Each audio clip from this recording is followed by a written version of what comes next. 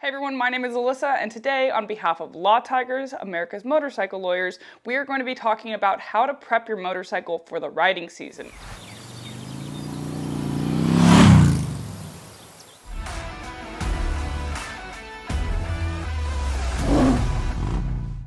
Whether you live in a state that you actually had to winterize your motorcycle, or maybe recently you haven't been putting down the miles that you're used to, let's begin with the battery. Even a great battery will typically only last 5 years. Now, if you had to winterize your bike and you left it plugged into a battery tender or someplace warm, we've got to make sure that that thing will fire up.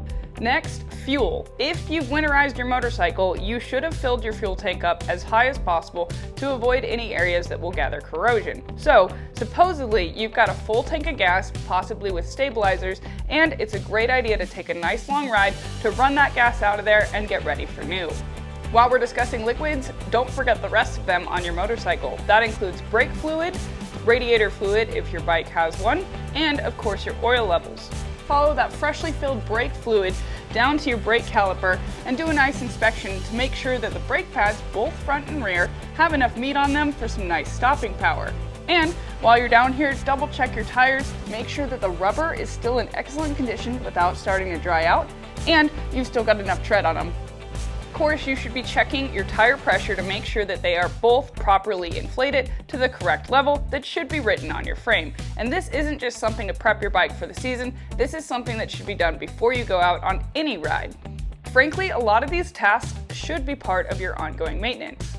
Double check your air box. Make sure that that air filter that's essentially the lung of your motorcycle is in great shape and no little critters like mice have moved in during the winter. You're going to want to check your chain and sprockets and make sure that your chain is at the proper tension. And if you have a belt-driven machine, make sure that that belt is in good shape, so no cracks and it's not starting to dry out. Shaft-driven's a little easier, but every once in a while you will have to make sure that there's enough fluid in it.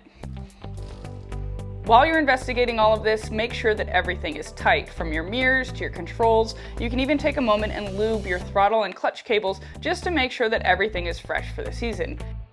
Always refer to your bike's owner's manual. This will also have great tips on not only the grade of liquids that you'll need for your bike, but torque specs, making sure that everything is tight and safe.